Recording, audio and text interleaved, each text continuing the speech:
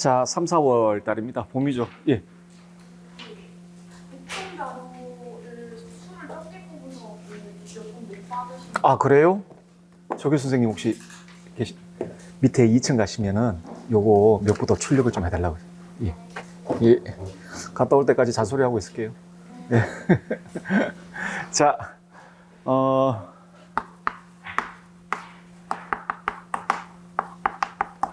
정치사회사상하고 통일교육론 하고 응용윤리, 뭐 실천기본윤리학이라고 불려지죠, 그죠? 불려지는 세 파트를 3, 4월에 하도록 하겠습니다. 보통 응용윤리 같은 경우에는 윤리학 뒤에 붙여서 하는 게 좋긴 한데 그러면은 1, 2월 달이 너무 길어져서 3, 4월에 하는 걸로 하겠습니다. 그리고 따로 해도 됩니다, 이거는. 따로 해도 되고 보통 한 문제, 응용윤리 한 문제에서 한 2문제 정도 그런 식으로 출제되고요.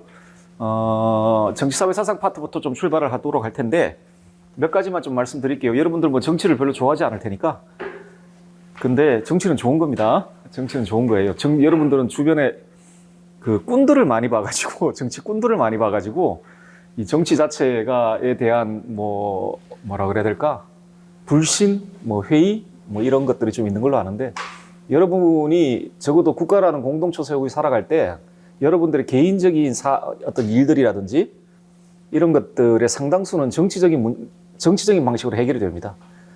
그래서 누가 정치 권력을 잡고 있느냐에 따라 여러분들의 삶이 바뀌어요. 여러분들이 그걸 명확하게 인식을 하든 하지 않든 간에 바뀝니다. 하기 때문에 정치는 굉장히 중요하죠. 중요한데 저희는 일반 사회과도 아니고 그 윤리과 아니겠습니까? 그죠? 하기 때문에 그 일반 사회 같은 데서 배우는 예를 들어서 정치적 제도라든지 이런 것들을 중점적으로 하지는 않죠. 그죠? 도덕적인 기반이라고 보통 이야기됩니다. 보통 이야기되는 그런 것들을 중점적으로 하고요. 그런데 사실상 보면은 좀 이렇게 겹치는 부분이 좀 많긴 한데 어쨌든 자,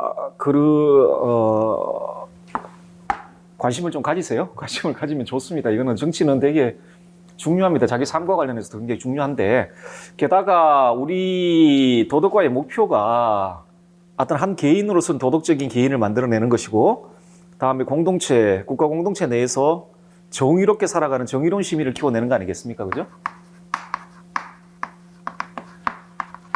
그 개인적인 측면에서 도덕적인 것과 공동체 안에서 그 도덕적인 시민으로 살아가는 것 사이에는 약간의 간격이 있습니다.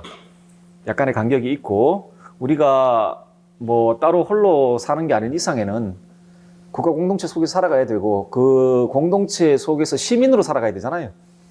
하기 때문에 시민으로서 지켜야 될 윤리들이 분명히 있을 거라고 생각을 합니다. 그러려면은 도대체 국가가 무엇이고 다음에 국가에서 통용되고 있는 규범들이 무엇이고 그것의 근원들이 무엇인지를 좀 알아봐야 되겠죠. 자, 어쨌든 간에 제일 먼저 정치, 사회, 사상 파트부터 시작을 할 텐데 여러분들이 이걸 공부를 하실 때 그 관점을 좀 어디에 두고 하셔야 되냐면 제가 매년 말씀드리는데 우리나라 국가 이념이라는 그 관점 속에서 출발을 하셔야 됩니다. 우리나라의 국가 이념은 우리나라 민주공화국이죠. 헌법에 민주공화국으로 되어 있습니다. 있기 때문에 기본적으로 그 우리나라 국가 이념이 없는 나라는 없어요. 왜냐하면 국가는 통합되어야 되기 때문에 어떤 방식으로든 이념이 있습니다. 그 이념이 종교적일 수도 있어요. 중세같이. 중세는 기독교가 한 국가를 통합시키는 이념의 역할을 했죠. 그렇죠. 그러니까 그 국가 공동체 내의 구성원들을 결합시키는 역할을 했던 게 종교였잖아요. 종교였다면 이제 근대 이후에 민주공화국, 민주주의 국가들이 형성되었을 때는 그 안에 국가 공동체 안에 그 구성원들을 결합시키는 다양한 이론들이나 그 이념들이 있습니다만은 우리나라 같은 경우에는 민주공화국을 선포하고 있습니다. 헌법에서도 하기 때문에 국가 이념 첫 번째는 민주주의입니다. 우리는 입헌 군주국도 아니고 민주공화국이란 말이에요. 두 번째가 공화주의입니다.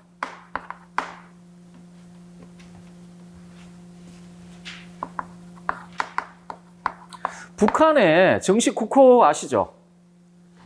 북한의 정식 국호가 어떻게 되어 있어요? 조선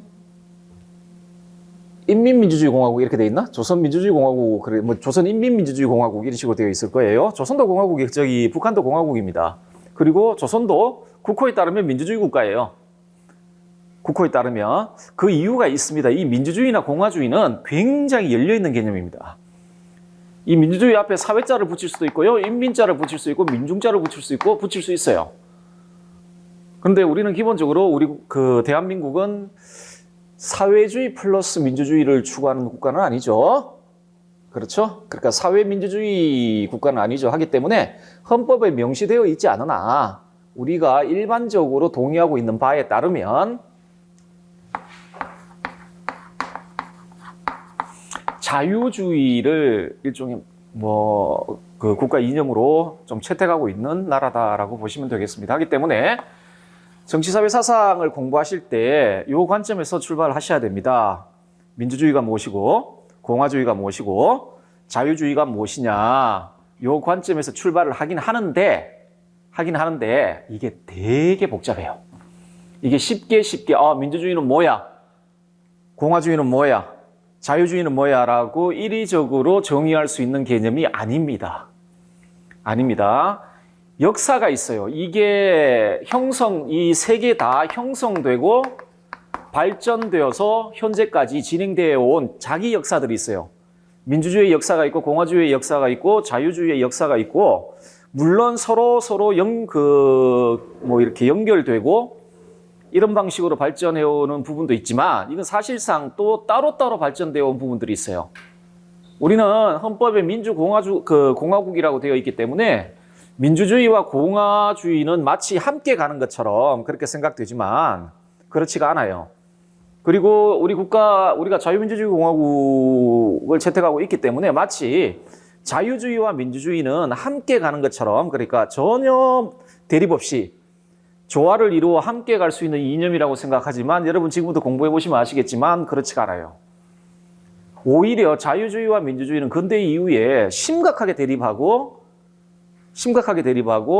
그 대립 속에서 발전해 옵니다. 자유주의를 강조했던 사람이 민주주의를 싫어하는 사람도 많고요. 민주주의를 좋아하는 사람들 중에 자유주의를 되게 싫어하는 사람들이 많아요. 하기 때문에 사회민주주의 같은 게 나오거든요. 서로 어떤 방식으로는 좀 결합해서 가는 경우도 있고 하지만 민주주의와 공화주의와 자유주의가 같은 이념은 아니에요. 절대. 같은 이념은 아닙니다. 어떨 때는 대립하기도 해요. 자, 이게 나름의 형성 기원과 자기 발전 과정이 있단 말이에요. 이런 과정에서 학자들이 나옵니다. 이 민주주의의 발전과 공화주의의 발전과 자유주의의 발전에 기여한, 형성과 발전에 기여한 학자들이 있고요. 이 학자들이 제시한 이론이 있습니다. 그래서 이 이념들의 도덕적인 토대를 여러분 살펴보기 위해서는 학자를 봐야 됩니다. 저 이념이 어떤 방식으로 형성되고 그 형성되는 과정에서 어떤 학자가 기여했는지, 그렇죠? 그 학자들이 어떤 이론을 제시했는지, 예를 들어서 자유주의의 역사 같은 경우에는 로크 같은 분들 있지 않습니까? 그분들의 이론이라든지 현대 자유주의자들이라든지 현대 자유주의를 대표하는 건 롤즈입니다. 정치적 자유주의.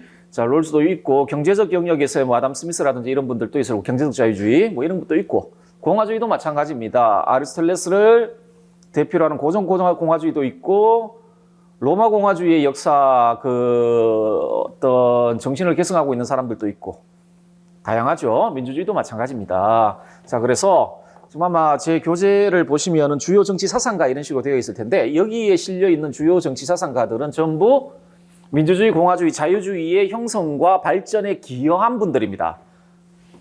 기여한 분들이에요. 그래서 여러분들은 이 학자들이 우리 국가 이념인 이 세 가지 이념과 관련하여 어떤 기여를 했고 어떤 이론을 제시했는지 그런 관점에서 좀 살펴보면 굉장히 좀 좋을 것이다 라고 좀 생각이 들어요. 그래서 어떤 학자들 중에서는 민주주의 싫어하는 사람도 있어요.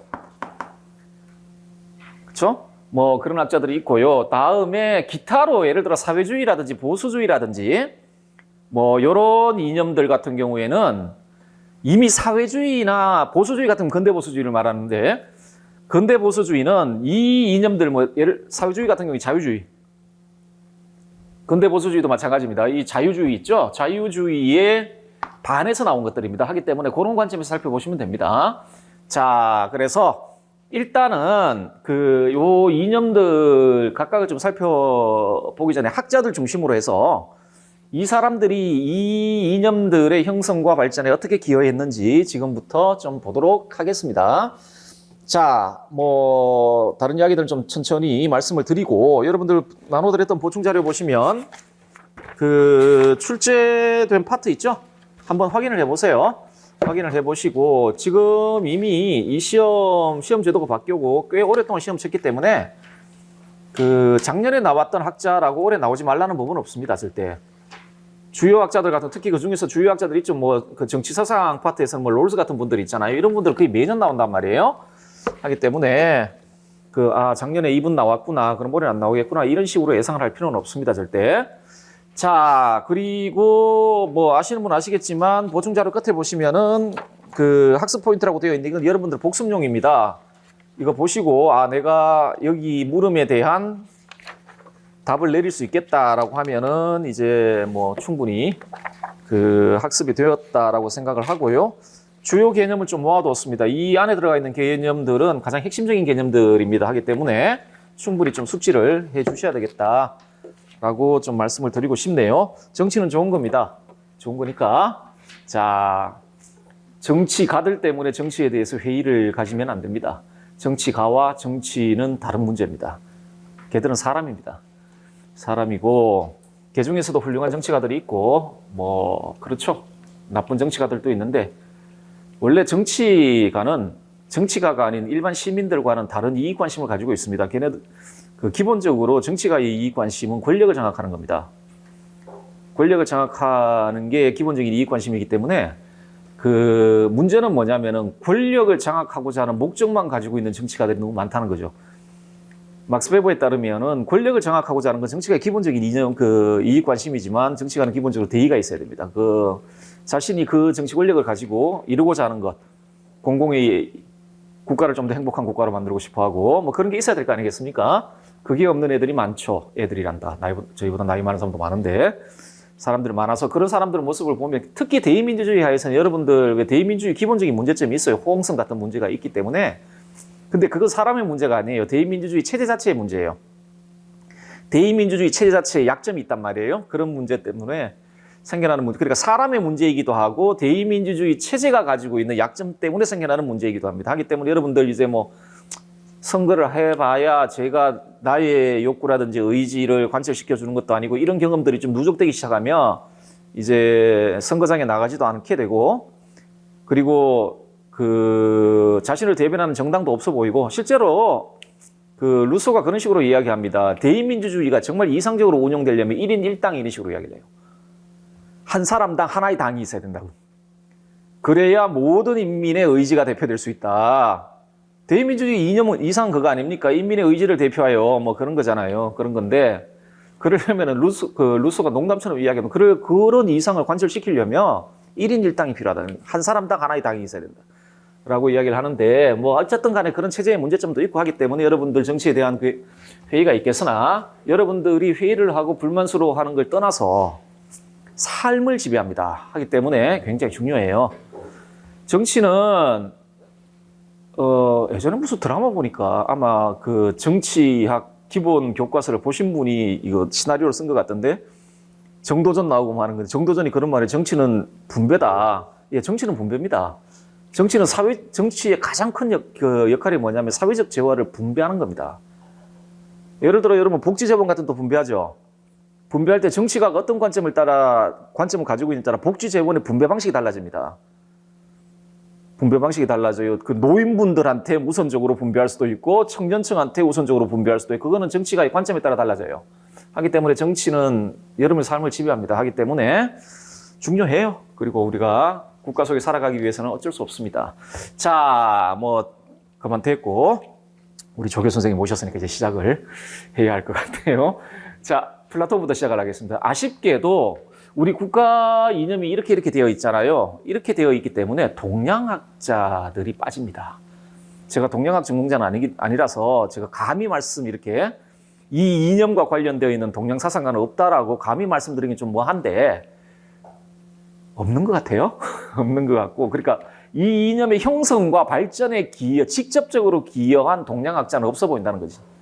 예를 들어 맹자님이 뭐 민본주의 이렇게 이야기하잖아요. 민본주의는 기본적으로 민주주의하고 아무 상관이 없어요. 맹자님이 언제 인민주권을 이야기한 적이 있습니까? 그런 맹자님의 인민주권 이런 거 이야기한 적이 없잖아요. 막 요순 막 이런 사람들 좋아하고 했던 분들이기 때문에 조금 아쉬운 점이 있습니다만은 어쨌든 그래서 그런지 우리는 전부 서양학자들 그리고 우리 기출도 동양학자는 나온 적 없습니다. 예를 들어 그런 문제는 나온 적이 있어요. 노자하고 묵자 이렇게 같이 묶어가지고 올바른 정치 통치 방식 그거는 정치 사상 문제가 아닙니다. 그건 윤리 문제지 윤리학의 문제지 정치 사상 파트에서 나오는 문제가 아니에요. 자, 어쨌든 보도록 합시다. 여기서부터 출발을 좀 해야 되겠네요. 플라톤입니다. 윤리에서도 굉장히 중요한 사람이고 정치 사회 사상과 관련해서도 굉장히 중요합니다. 우리가 보통 민주주의의 출발점을 태동 시기를 고대 아테네 민주주의라고 이야기를 많이 하고 있고요. 고대 아테네 민주주의 특징은 다음에 한번 살펴보도록 하겠습니다. 자, 그런데 이분은 반민주주의자입니다. 고대 아테네 민주주의를 굉장히 싫어했던 사람이거든요. 그 왜 싫어했는지도 좀 있으면 보게 되실 텐데, 그러면서 자기 나름의 그 이상적인 정치 체제, 이상적인 국가 형태를 좀 이렇게 밝히고자 했던 분입니다. 지금부터 여러분들이 보실 사상가들 있죠? 정치 사상가들의 90% 이상은 실패한 정치가들입니다. 이 사람들 전부 실패한 사람들이에요. 마키아벨리 나라 말아먹을 뻔했어요. 자기 이상을 한번 실현해 보겠다고 하다가 고대 로마의 그 아름다운 모습 이걸 현실에서 한번 실현해 보겠다고 하다가 나라 망할 뻔합니다. 다 실패한 사람들이에요. 이게 다 실패한 정치가입니다. 다 실패한 정치가인데 이걸 실패를 하다 보니까 어떻게 했습니까? 자기가 이루고자 하는 꿈이 있을 거 아니에요. 그걸 저술로 이렇게 책으로 낸 사람들이죠. 낸 사람들이라서 그 기본적으로 자기 시대에 가지고 있었던 문제를 해결할 목적으로 쓰여진 책들이에요. 하지만 그 안에 보편적인 내용이 담겨 있었던 거죠. 그래서 지금까지 살아남았던 거고, 자, 그런 것들 좀 보시면 될 거라고 생각합니다. 플라톤도 마찬가지입니다. 실패한 정치가예요. 정치가라는 측면에서. 50세 무렵에 플라톤 최고의 저작인 국가를 씁니다. 국가를 쓰고요. 어떤 의미에서 플라톤의 모든 사상이 집대성되어 있습니다. 집대성되어 있고, 여기에 플라톤의 이상국가론이 등장을 하죠. 플라톤이 생각하는 가장 이상적인 국가의 모습이 등장을 해요. 등장을 하거든요. 이게 나오고 이 글들이 아마 이렇게 쭉 이렇게 뭐 전해진 모양이에요. 그래서 그 당시에 시라쿠사라는 데가 있습니다. 여기 시라쿠사에 참주가 있었는데 참주랑 뭐 독재자 비슷한 사람이라고 생각하세요. 일단 참주가 있었는데 참주가 플라톤의 국가를 읽어요. 읽고 감동을 합니다. 그래서 플라톤을 초청을 합니다. 플라톤을 초청을 해요. 초청을 해서 당신의 이상을 우리 국가 좀 펼쳐보시라. 그거 가가지고 그냥 100% 실패합니다. 그래서 몇 년 못 있다가 다시 아테네로 복귀를 해요. 복귀를 하면서 후기 저작들이 나오기도 하는데, 자, 어쨌든 간에 플라톤부터 봅시다. 여기서 우리가 눈여겨봐야 될 건 국가편에 나와 있는 이상국가론입니다. 이게 중요하고요. 아마 그 이후의 저작물도 조금 제가 말씀드릴 텐데 그건 크게 중요하지 않아요.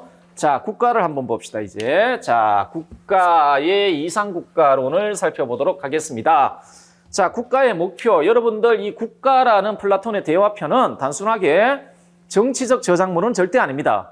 플라톤의 존재론, 플라톤의 인식론, 플라톤의 교육론, 플라톤의 미학, 플라톤이 가지고 있는 그 사상이라고 할까요? 이런 것들이 거의 집대성되어 있고 거의 완성되어 있는 저작물입니다. 저작물인데, 자, 그 중에서 우리는 눈여겨 살펴봐야 될 건 그 국가편에 등장하는 이상국가론입니다. 플라톤이 생각했던 아주 이상적인 국가가 어떤 것이냐. 자, 플라톤이 이 대화편을 쓴 이유는 있어요. 플라톤은 당대 아테네의 문제점들을 보았고, 자기 스승을 죽였던 아테네, 그리고 아테네 정치 체제가 가지고 있었던 치명적인 문제점을 보았어요. 이 문제를 해결해야 된다고 생각했던 사람이에요. 그러려면 플라톤 같은 경우는 기본적으로 이상주의자이기 때문에 어떤 문제를 해결하려면 그걸 해결할 수 있는 표준점이 있어야 될 거 아닙니까? 그렇죠? 게다가 이데아론자잖아요. 가장 완전한 것들이 존재하지 않습니까? 그죠? 그래서 어떤 기준점을 가지고 현실 문제를 해결해야 된다.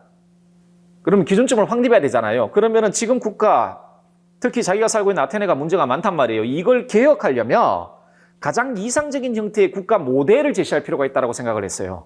그래서 국가론에 등장한 게 그 플라톤이 생각하는 이상국가입니다. 이 이상국가는 모든 국가에 적용될 수 있어요. 현실 국가들을 개혁하기 위한 하나의 모델이다라고 보시면 되겠네요. 자, 국가의 목표는 이상국가 모델, 그러니까 국가의 이상적 전형을 제시해서 현실의 국가가 가지고 있는 문제점들을 해결하고자 했던 플라톤의 의도가 담겨 있습니다. 그리고 모든 국가가 따라야 될 보편적 원리를 확립하고자 했다. 뭐 이 정도만 좀 알아두시고 본격적인 논의를 하도록 합시다. 자, 첫째, 요거부터 보도록 합시다. 우리 교과서도 아마 국가의 기원 이렇게 되어 있을 거예요. 윤리사상, 사회사상 파트에 보시면 국가의 기원을 다루는, 그래서 뭐 공화주의자들이 국가의 기원을 어떻게 보냐, 자유주의자들이 국가의 기원을 어떻게 보냐, 개항론자들이 국가의 기원을 어떻게 보냐, 뭐 이런 이야기들이 나오는데, 자, 플라톤에게 있어서 이 국가 형성 기원이 뭐냐, 국가가 어떤 방식으로 어떻게 생겨났냐, 뭐 국가를 생겨나게 한 동인이 뭐고 요인이 뭐냐. 자, 개인의 자연적 성향.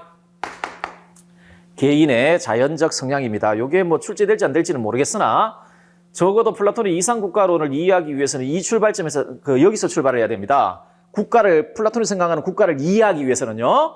자, 한번 봅시다. 국가가 왜 생겼을까? 플라톤 같은 경우에는 국가가 생겨난 이유는 뭐냐면 홀로 자족할 수 없기 때문에 생겨난 겁니다. 개인이 홀로 자기를 보존할 수 없기 때문에 생겨난 거예요. 여러분들 홀로 자기를 보존하기 위해서는 여러 재화들이 필요하잖아요. 그 재화들을 홀로 다 마련할 수 없기 때문에 생겨난 게 국가예요. 그래서 인간들이 모였다라는 겁니다. 자, 자족적 삶을 위해 필요한 것들을 획득하기 위해서 사람들이 모인 거예요. 자족적 삶을 획득하게. 그러니까 홀로는 스스로를 방어할 수 없기 때문에 스스로를 방어하기 위해서는 여러 가지 재화가 필요할 텐데 그걸 마련할 목적으로 사람들이 모인 거예요. 자, 그래서 이걸 그러면 어떤 방식으로 자족적 삶을 위해 필요한 재화들을 획득할 것이냐. 서비스를 교환해야 돼요. 서비스를 교환해야 돼요. 무슨 말인지 아시겠죠? 여러분들도 여러분 지금 입고 먹고 쓰고 사용하고 있는 것들 여러분 스스로 만든 게 하나도 없죠. 하나도 없지는 않겠지만 적어도 제 눈에 보아서는 한 개도 없는 것 같은데 커피? 딴 데서 만들죠. 이디오피아에서 열심히 농사 짓고 뭐 그런 거 아닙니까? 여러분 스스로 지금 만든 게 뭐가 있는지 한번 보세요. 없죠? 여러분들은 그 생산자와 여러분들이 가지고 있는 것을 교환한 것들입니다. 다. 화폐가 있잖아요. 그걸 교환한 거, 화폐는 여러분들 노동의 집약체죠. 물론 그 돈이 기원이 어딘지 제가 잘 모르겠으나 화폐는 노동의 집약체입니다. 그러니까 여러분들 생산물의 집약체가 화폐인데 어쨌든 간에 이걸 교환한 거 아니에요. 자, 우리가 자족적인 삶을 살기 위해서는 혼자는 안 돼. 그러면 상대방에게 그 물건을 얻어야 돼요. 근데 얻을 때 그냥 주지는 않을 거 아니야. 나도 뭘 줘야 될 거 아닙니까? 그죠? 이런 방식으로 서비스를 상호 교환해야만 그런 재화들을 획득할 수가 있어요. 그런 점에서 봤을 때 국가란 서비스의 상호교환 체제예요. 서비스의 상호교환 체제다라고 보시면 돼요. 자, 그러면 이런 형태의 국가가 어떤 방식으로 수립되는지 한번 보세요. 자, 개인들 사이에 이 서비스가 원활하게 상호교환되려면 조건이 필요해요. 어떤 조건? 노동의 분화와 임무의 전문화가 필요하다는 거. 말이 어렵지는 않아요. 여러분들 예를 들어 자, 최초는요 이렇게 구성돼요. 그 플라톤의 관점에서 보면 최초 국가는 그 최소 단위 국가, 최소 한도의 국가라고 이야기를 하는데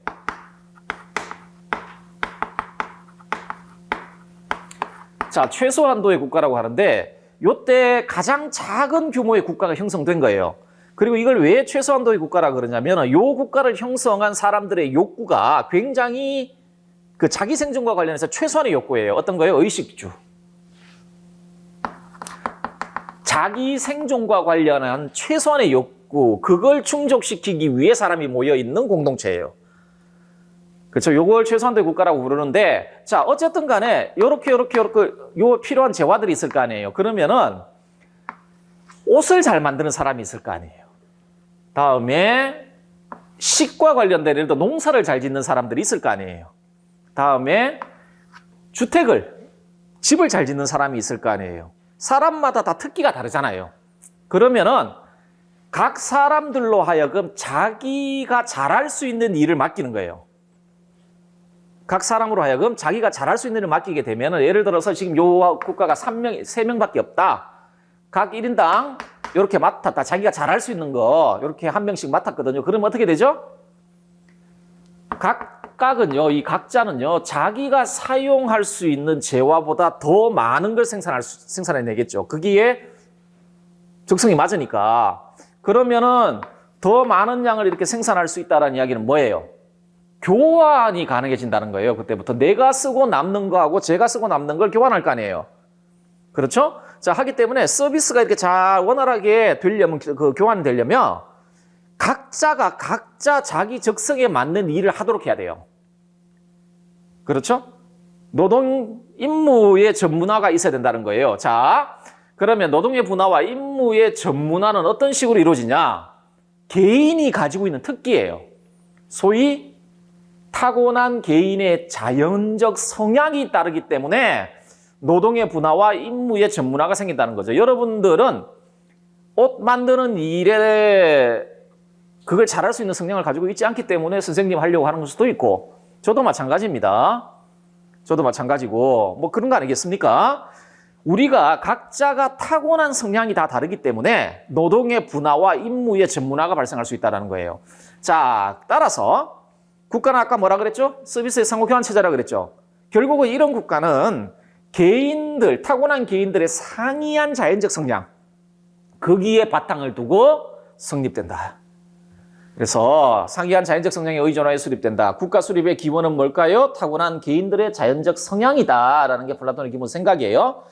자, 여러분들 여기서 참고로 한번 말씀드릴게요. 국가의 확장이라고 있는데, 자, 국가가 왜 생겼다고요? 자족적인 삶을, 그러니까 살기 위해 필요한 재화를 마련하기 위해 최초 국가가 만들어졌다 그랬죠. 그리고 국가가 만들어진 이 이유는 변하지 않아요. 자, 그래서 제일 처음에 만들어진 게 뭘까요?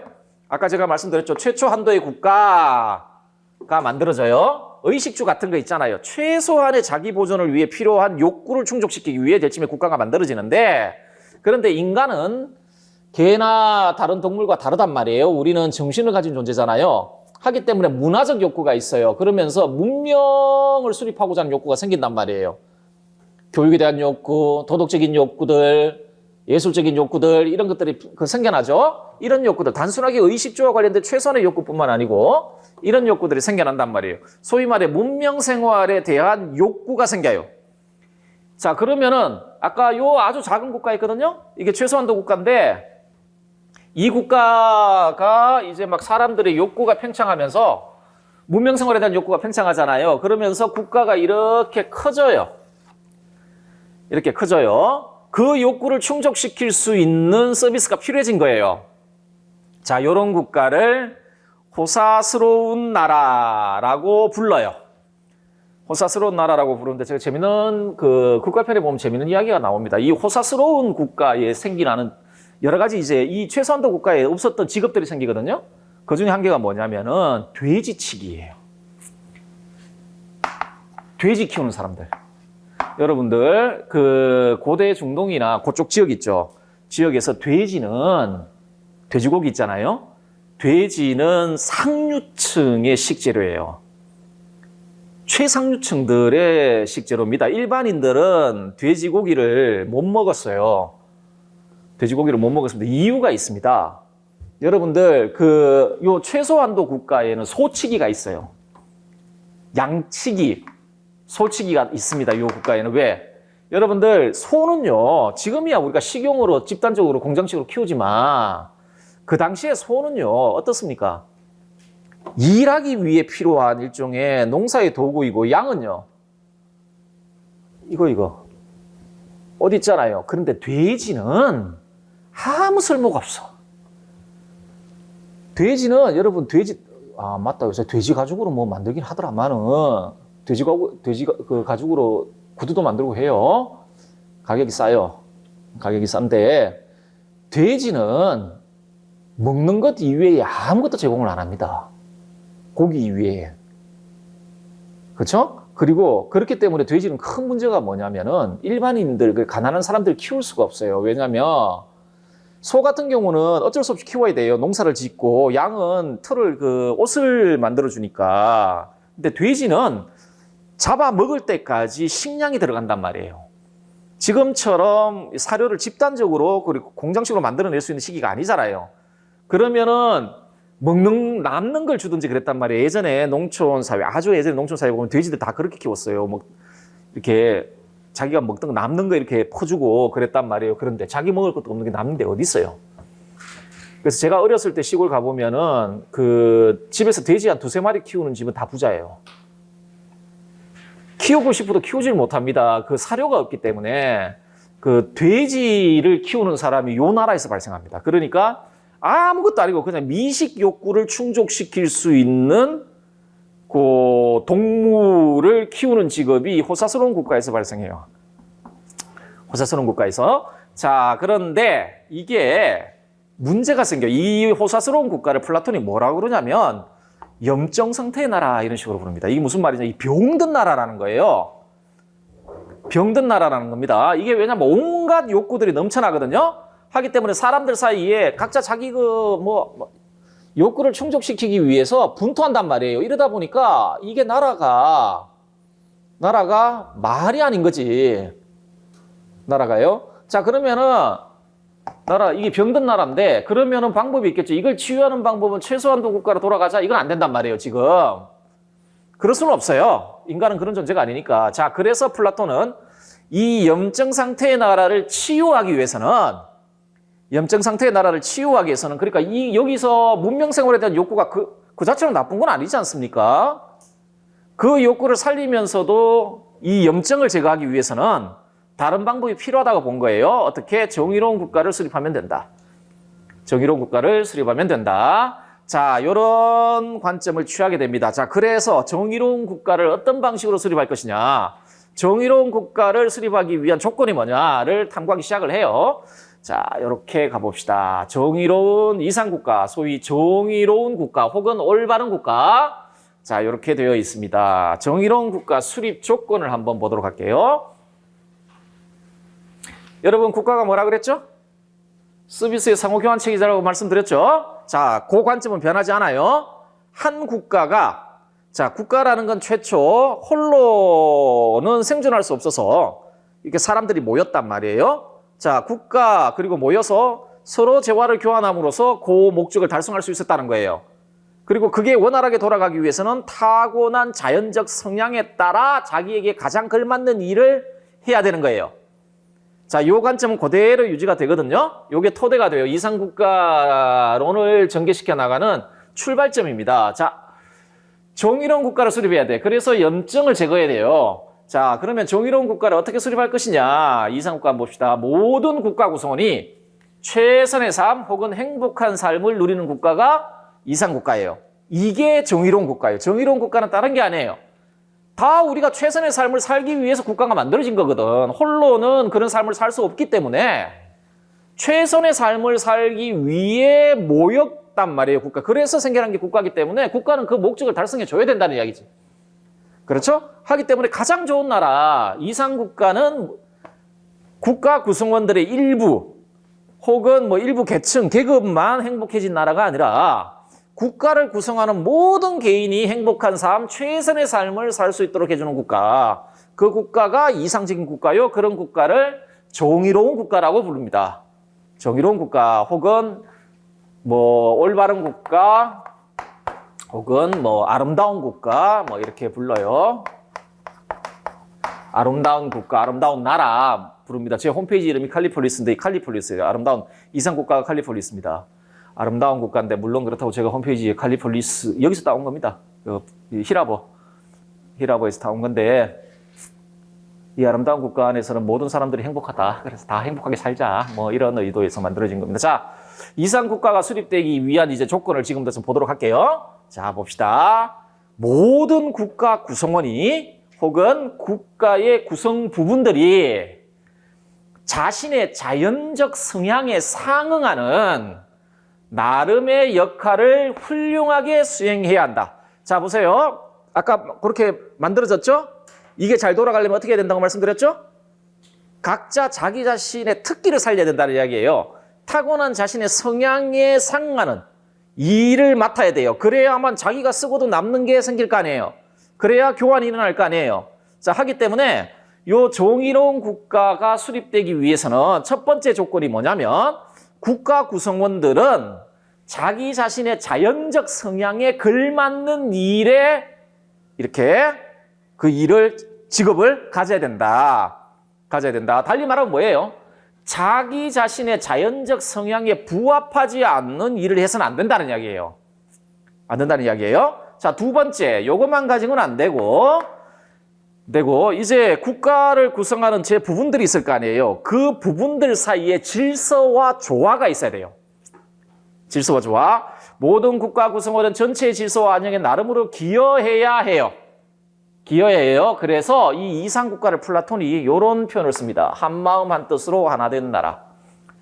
여러 부분들이 있는데 국가를 구성하는 구성원들은 많잖아요. 그렇잖아요. 그 구성원들이 따로따로 노는 게 아니라 조화 그리고 질서를 이루어 한마음 한뜻으로 하나 된 나라가 되어야 돼요. 그래야만 이상국가가 수립된다. 이상국가가 확립될 수 있다. 자, 그러면은 요게 이상국가를 수립하기 위해 우리가 충족시켜야 두 가지 조건이거든요. 자, 그럼 이게 어떤 방식으로 이 조건이 충족되는지를 보자는 거예요. 자, 첫 번째 뭐라고요? 각자가 자기 자신의 자연적 성향에 맞는 일을 해야 되고 그런 사람들이 질서와 조화를 이루어야 된다. 자, 요게 두 가지 조건이지 않습니까? 자, 그러면은 이 조건을 충족시키는 구체적인 방법이 뭘까 보도록 하겠습니다. 국가의 구성 부분과 그것의 덕 그리고 기능 한번 살펴보도록 합시다. 그것의 기능과 덕. 자, 플라톤은요 확실히 작은 나라 사람이잖아요. 그리스 가보셨어요? 예, 나중에 한번 가보세요. 저도 못 가봤습니다. 그리스를 못 가봤습니다. 동유럽하고 그리스를 못 가봤고 저쪽에 북유럽 쪽은 안 가봤습니다. 거기 왜 가? 이런 생각에 추워 죽겠구만. 추운 거 되게 싫어하거든요. 그래서 거길 왜 가? 바이킹들도 거기 못 살아가지고 밑으로 내려왔는데 내가 뭐 하려고 거기가 뭐 이런 생각에서 북유럽을 안 갔는데 그래서 언젠가 갈 수 있겠지라고 생각했는데 한국 오니까 못 가겠더라고요. 거기가 일단 비행기 값이 너무 비싸. 너무 비싸고 그런데 그리스는 기후도 좋고 합니다. 자, 그리스라는 나라는 기본적으로 산이 많은 나라입니다. 하기 때문에 그리스는 그 영토의 특징상 그 대규모 국가를 형성하는 게 거의 불가능한 그런 영토의 특성을 가지고 있습니다. 그 고대에서는요. 그때 산들이 이렇게 가로막는 거지. 여러분 우리나라도 한번 보세요. 우리나라 고대 이렇게 보면 여기 막 이렇게 있으면 여기 나라가 한두 개가 아니었잖아요. 여기 가야 말이 가야지. 가야의 종류가 한두 개입니까? 여기 있잖아요. 이렇게 막 무슨 가야 있잖아요. 그 전부 다 산 때문에 생긴 거예요. 넘어가지는 못하는 거야. 그냥 그래서 보면은 지금으로 치면은 무슨 뭐 도도 아니야. 그냥 지금으로 치면 무슨 뭐 시 조금 더 큰 그게 그냥 나라고 막 이래버리는 거예요. 이게 교통수단이 발달이 안 되니까 높은 산이 있으면은 서로 왕래가 안 되잖아요. 왕래하기 어렵잖아요. 그러니까 그냥 나라 하나 생기는 거예요. 그리스가 그랬어요. 그래서 폴리스들이 그 지형 때문에 작은 폴리스들이 이렇게 막 생긴 거예요. 그리고 거의 산지이기 때문에 얘네들은 농사가 굉장히 불리한 조건이에요. 하기 때문에 배 탈 수밖에 없어요. 상업과 교역 그리고 배 타고 나가가 식민지 개척하고 그래야 살 수 있었던 나라입니다. 그래서 살 수 있었던 나라였는데 어쨌든 간에 작은 나라 사람이잖아요. 작은 나라 사람이니까 이 사람이 바라보는 국가는 굉장히 단순해요. 자, 플라톤은 국가가 세 부분으로 구성된다고 봅니다. 어떻게? 다스리는 부분. 자, 요걸 통치자 그리고 엄밀한 의미의 수호자 뭐 이렇게 부릅니다. 계층. 다음에 보조자, 보조하는 부분인데 보조자, 협력자 그리고 광의의 수호자. 광의에서 넓은 의미의 수호자 뭐 이런 식으로 불러요. 자, 부르고 나머지 하나가 생산자입니다. 생산자 계층. 자, 그러면은 보세요. 요 부분들이 있는데 아마 여러분들 윤리 공부를 하셨으면 아시겠지만 플라톤이 우리 영혼은 뭐 이성적인 부분이 있고 뭐 기계적인 부분이 있고 욕구하는 부분이 있다 그랬잖아요. 이게 영혼이 가지고 있는 기능에 따른 분류예요. 이것도 마찬가지입니다. 물론 여기는 구체적인 사람들이 소속되어 있겠지만 다스리는 부분, 보조하는 부분, 뭐 생산하는 부분이라고 국가의 계층 구분을 하는데 이거는 국가 안에서 수행하는 일, 기능에 따른 구분이에요. 기능에 따른 구분이에요. 그러니까 얘네들을 이렇게 세 개로 구분한 이유는 얘네들이 국가 안에서 수행하는 기능이 다르다는 거예요. 그 기능에 따른 구분이 됩니다. 자, 아까 호사스러운 나라로 확장이 되었죠. 이 호사스러운 나라로 확장이 되면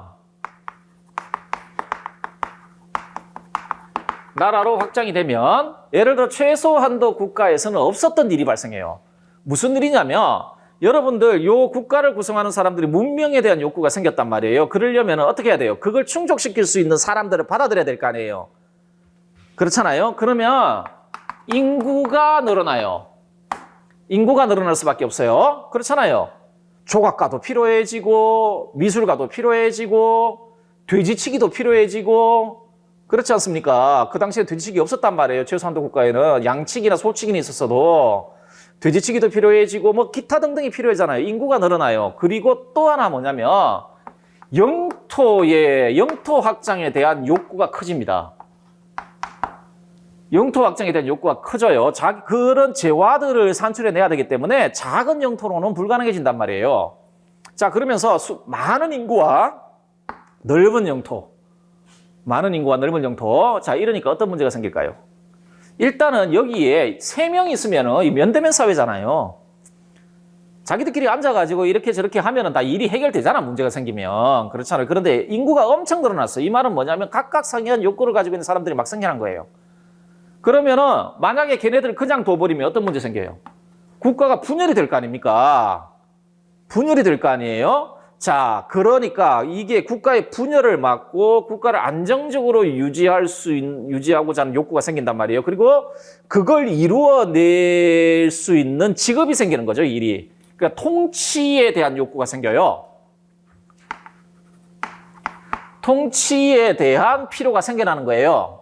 그리고 폴리스가 이거 하나만 있는 거 아니잖아요.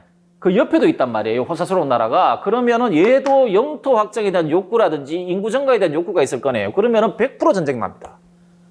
제 땅을 뺏어야 될 거 아니에요. 뭐 그 당시에 간첩 기술이 있어가지고 그러지 않는 이상에는 아테네 사람들, 그리스 사람들과 배 타고 가가지고 식민화 하든지 그래야 될 거 아니에요. 그러면은 이 사이에 전쟁 발생 가능성이 높아지죠. 자, 그래서 한 국가 내에서 어떤 필요가 생기냐면 방어의 필요가 생겨나요. 국가를 방어할 수 있는, 그러니까 내적으로는 치안을 담당하고 외적으로는 외적을 물리칠 수 있는 방어의 필요가 생겨나는 거죠. 소위 말해서 직업이 통치라는 직업, 방어와 관련된 직업에 대한 필요가 발생하는 거예요. 그렇죠? 이런 방식으로 국가가 확장되면서 이런 직업에 대한 필요가 생겨난 거예요. 그래서 국가가 이렇게 세 부류로 나눠질 수 있는 거예요. 자, 그러면은, 기능상 구분이라고 했죠? 기능상 구분을 했죠. 그러면 어떤 기능을 담당하는지 봅시다. 자, 다스리는 부분의 기능은 지성을 잘 활용해서, 혹은 뭐 이성이라고 해도 돼요. 국가 전체의 선을 파악해야 돼요. 자, 한 국가를 좋은 국가, 최선의 국가로 만들려면, 어떤 국가를 최선의 국가, 행복한 국가로 만들려면 어떻게 해야 돼요? 그 국가의 선이 무엇인지를 알아야 될 거 아니에요. 그리고 플라톤은 기본적으로 물론 그 선 자체를 객관적인 개념으로 본단 말이에요. 국가의 선, 우리가 그 선은 객관적으로 존재하고 그걸 우리 인식할 수 있다고 보니까 자, 국가 전체의 선을 파악하고 이에 근거하여 정책을 수립하여 국가를 통치함으로써 국가를 좋은 방향으로 이끌어 나가는 게 다스리는 부분이 해야 할 기능입니다. 자, 윤리학 공부를 하셨으면 아시겠지만 고대 그리스에서 이독 아레테라는 건 기능 수행과 관련된 개념입니다. 그러니까 아레테는 딴 게 아니에요. 어떤 기능을 잘 할 수 있는 능력 혹은 그 기능을 잘 발휘하고 있는 상태가 아레테예요. 그리고 그 상태가 좋은 상태예요. 그 존재에는. 자, 그러면은 기능이 있는 곳에서는 언제나 이 덕이 있단 말이에요. 아레테가 있단 말이에요. 자, 그러면은 요게 기능이 있잖아. 요런 기능, 역할, 일이 있잖아요. 그러면 이걸 잘 발휘할 수 있는 것과 관련된 덕이 지혜예요. 지혜. 자, 지혜입니다. 따라서 요 지혜는 통치자 혹은 수호자 계층의 고유한 덕이에요. 자, 통치자 계층의 고유한 덕입니다. 국가가 세 부분으로 구성되어 있는데 통치자 계층, 보조자 계층, 생산자 계층 이렇게 되어 있는데 보조자 계층과 그 생산자 계층은 지혜의 덕을 가지고 있지 않습니다. 지혜의 덕을 가지고 있지 않아요. 자, 요거는 통치자 계층의 고유한 덕이에요. 자, 뭐 하는 덕이요? 이 기능을 잘 발휘할 수 있도록 해주는 덕이에요. 훌륭하게 저 기능을, 저 일을 잘할 수 있도록 해주는 게 지혜예요. 지혜. 자, 좋은 정책을 수립하여 국가 전체를 좋은 방향으로 지도하기 위해 요구되는 높은 지력, 어떤 능력입니다. 자, 그러면은 지혜로운 통치자라는 말은 뭐예요? 지혜의 덕을 가지고 있는 통치자는 이런 일을 잘하는 통치자다라는 겁니다. 이 사람이야말로 진정한 통치자. 진정한 통치자. 자, 그 다음이 보조자 부분인데 보조하는 부분, 이때 보조는 누굴 보조하겠어요? 누굴 보조하겠어요? 통치자를 보조하는 겁니다. 통치자를 보조하는 사람이란 뜻이에요. 자, 부분 혹은 협력자 계층인데 우리 영혼과 관련해서는 기계적인 부분에 대응합니다. 기계적인 부분에 대응하는 거예요. 자, 기능을 한번 봅시다. 이 사람들, 이 계층에 있는 사람들은 무슨 일 하는지. 통치자의 명령 혹은 법, 통치자가 제정한 법 있잖아요. 자, 그걸 수호하는 사람이에요. 통치자가 제정한 법을 수호한다. 그걸 수호한다라는 말은 뭐예요? 여러분들 길거리에 경찰 아저씨들 돌아다니죠? 그리고 저 서초동 그때 가보면은 뭐 대법원도 있고 검찰청도 있고 하잖아요. 그 사람들 뭐 하는 사람이에요? 물론 플라톤의 이상국가처럼 통치자가 만든 법을 수호하는 게 아니라 국회에서 만들어진 우리 인민의 의지에 부응하여 만들어진 법을 수호하는 사람들이잖아요. 그런 사람이 보조자예요. 사람 수호하죠. 자, 그럼 수호하면 어떤 일을 해요? 치안을 담당하게 될 것이고 한국가 내에서는 그죠? 자, 통치자를 보조하여 내 외의 적에 맞서 국가를 방어하는 게 이 사람들의 일이에요. 이 사람들의 일이에요. 자, 그러면은 이런 보조자 계층들은 어떤 덕을 가져야 될까? 용기입니다. 용기. 자, 이 보조자 계층의 고유한 덕입니다. 보조자 계층의 고유한 덕이에요. 용기입니다. 자, 용기인데, 자, 용기의 특징을 한번 볼게요. 용맹함이 지혜에 의해 인도됨으로써 형성되는 보조자 계층의 고유한 덕. 자, 요거는 여러분들 윤리학 공부를 하셨으면 무슨 말인지 이해될 텐데 간단하게 설명을 드리자면, 여러분들 요 다스리는 부분, 보조하는 부분, 다음에 생산하는 부분 있잖아요. 그 계층들이 있단 말이에요. 그럼 계층 구분이 있을 때, 이 담당자들, 이 각각의 담당자들, 플라톤의 관점에 따르면은 이 일을 함에 있어서 자기 성향이, 타고난 자기의 자연적 성향이 이 일을 하는 데 있어서 가장 적합한 사람들이 이 계층들을 구성해야 돼요. 통치에 가장 적합한 자연적 성향을 가지고 있는 애가 통치를 해야 되는 거고, 수호, 국가를 보조, 그러니까 수호, 국가를 방어하는 데 있어서 가장 적합한 자연적 성향을 가진 애들이 보조자를 해야 되는 거고, 생산에 적합한 자연적 성향을 가진 애들이 생산을 담당해야 돼요. 그리고, 그러면 그럴 거 아니에요. 아니, 어떻게 하냐고, 그걸. 그게 교육이에요. 교육 과정이 자연적 성향을 파악해내는 과정이에요. 여러 가지 의미가 있겠지만, 여러분들 교육 과정 있잖아요. 교육학 공부하시죠? 플라톤의 교육학. 안 합니까? 교육 철학 같은 거 안 해요? 합니까? 예, 할 때 보면 플라톤의 뭐 교육 과정 같은 거 있잖아요. 그 뭐 시가 체육 교육에서 뭐 나중에 기하학도 공부하고 나중에 변정술 공부하죠. 그 부분에 변정술 공부하면서 그 조음의 이래가 보잖아요. 걔네들이 나중에 통치자 되거든요. 한 50살 됩니다. 그때 되면 50세 정도 돼요. 50세 되는데 플라톤이 국가를 쓴 시기가 50세 정도입니다. 50, 한 1, 2세 정도예요. 놓친 애가 선의 이데아 보는 시점이 있잖아요. 그 교육과정 다 이수해고 그러니까 변종술의 전문가가 돼서 선의 이데아 딱 보는 시점이 있잖아요. 그때 되면 한 51, 2세 돼요. 플라톤이 국가 썼던 나이예요. 지가 한번 해보겠다 이런 느낌이 좀 있긴 한데 어쨌든 간에 그 교육과정이 있단 말입니다. 이 교육과정이 자연적 성향을 파악해내는 과정이에요. 그래서 중간에 탈락하는 놈들 너 보니까 자연적 성향이 생산자네. 생산장 가. 교육과정 보면서 선생님 그런 거 애들 보면서 얘가 자연적 성향이 보조하는데 좀 이렇게 특화되어 있네. 그러면 보조자 계획이 돼요. 얘 진짜 뛰어난 지력을 가졌구나. 그러면은 통치자 되는 거예요. 그게 교육과정입니다. 타고난 자연적 성향을 파악해내는 과정이 교육과정이에요. 그러면 국가는 그 교육과정을 주시하면서 얘가 어떤 계층에 적합하다라는 걸 파악해내야 되겠죠? 파악한 다음에 그 계층에 소속시키는 거예요. 그런 방식으로 그렇게 되어 있어요. 국가가 깝깝한 국가입니다. 그래서 맨날 전체주의라고 요거도 먹어요. 이게 전체주의자다 플라톤. 그 플라톤에 대한 가장 강력한 반발이 여러분 우리 시험 범위에 들어있는 사람이 한 명 있어요. 칼 포포.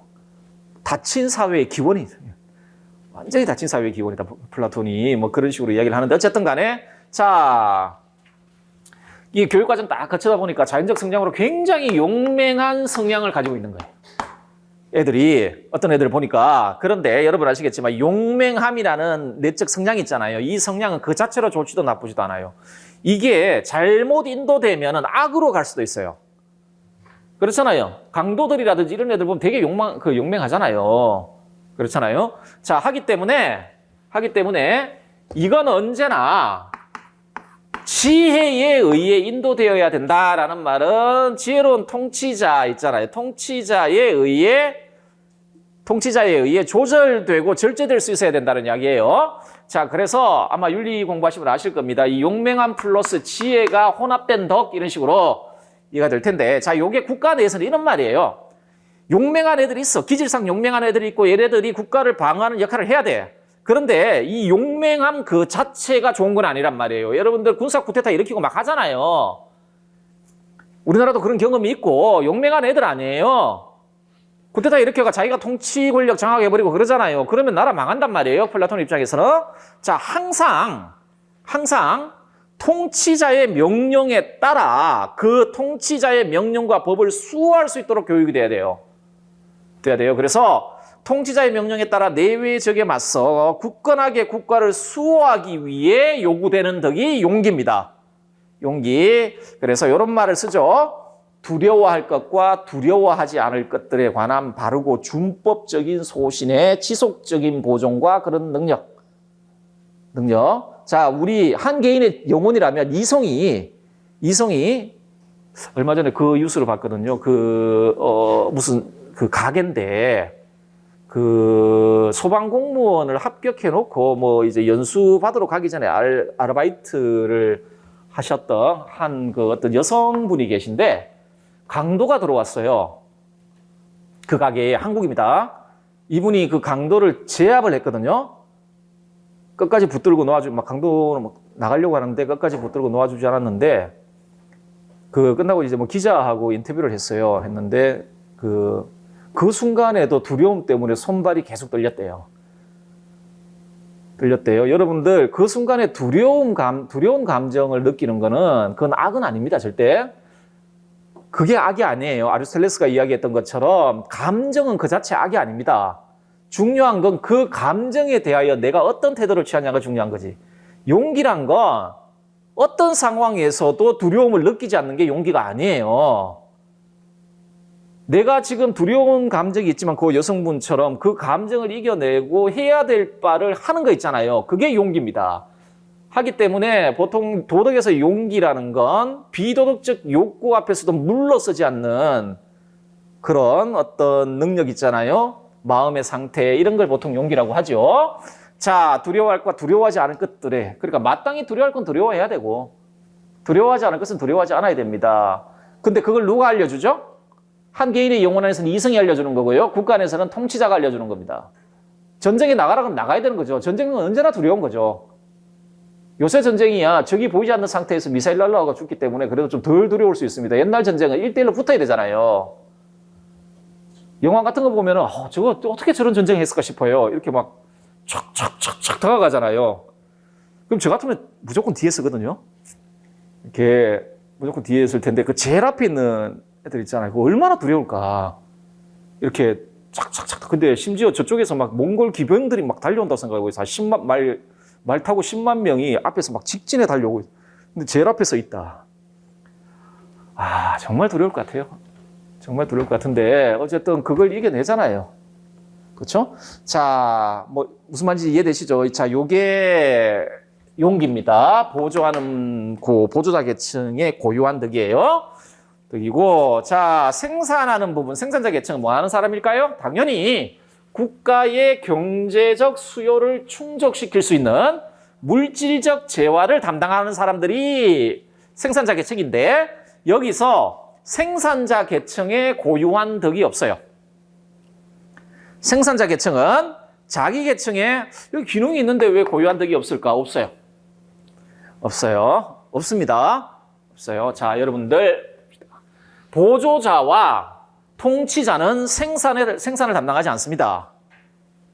생산을 담당하지 않아요. 하기 때문에 필요한 재화를 생산자로부터 얻어야 돼요. 얻어야 돼요. 그리고 아마 기출 문제도 나온 적이 있을 겁니다. 통치자는 기본적으로 재산을 가질 수 없습니다. 재산을 가질 수 없어요. 자기 재산을 가질 수 없습니다. 그리고 통치자가 자기 재산을 가지지 않는다는 것 자체가 통치자의 덕의 외연적 표현이에요. 그런 욕구가 없다라는 거예요. 그걸 보여주는 모습이에요. 통치자가 재산을 소유하지 않는다는 현상은요. 통치자가 지혜의 덕을 가지고 있고 절제의 덕을 가지고 있고 올바름의 덕을 가지고 있음을 보여주는 모습이에요. 어쨌든 간에 고유한 덕이 없습니다. 그런데 우리 교과서나 이런 데 보면 생산자 계층의 덕을 절제라고 이야기하는데 이건 생산자 계층의 덕이 아니고 모든 계층이 전부 갖춰야 될 덕이에요. 그러니까 고유한 덕이 아니에요. 어떤 특정 계층의 고유한 덕이 아니라 절제는 모든 계층이 갖춰야 될 덕입니다. 자, 우리 아까 이상국가를 수립하기 위해 필요한 조건 두 가지 봤죠? 한 개가 뭐였습니까? 각자가, 그러니까 국가를 구성하는 개인들 혹은 부류들이 각자 자기 자신의 자연적 성향에 걸맞는 일을 해야 한다. 라고 돼 있죠. 그것도 훌륭하게 해야 돼요. 그러면 어떻게 해요? 통치자는 지혜로워야 되고, 보조자는 용기가 있어야 되는 거죠. 통치자가 지혜롭다는 이야기는 뭐예요? 통치자 계층을 구성하고 있는 사람들이 얘네들은 당연히 자기 자신의 성향에 맞는 일을 하고 있겠죠. 자기 일을 훌륭하게 수행하고 있다는 이야기예요. 그렇죠? 보조자들이 용기 있다라는 말은 뭐예요? 보조자들이 자기 자신의 일을 탁월하게 훌륭하게 수행하고 있다라는 말이 되는 거죠. 그렇죠? 자, 이제 두 덕은 좀 살펴봤어요. 이제부터 남아있는 덕이 두 개가 더 있거든요. 절제하고 정이라는 덕이 있습니다. 이거는 특정 부류의 고유한 덕이 아니고 한 국가 전체에서 실현돼야 될 덕이에요. 자, 우리 좀 쉬었다가 두 덕을 한번 보도록 합시다.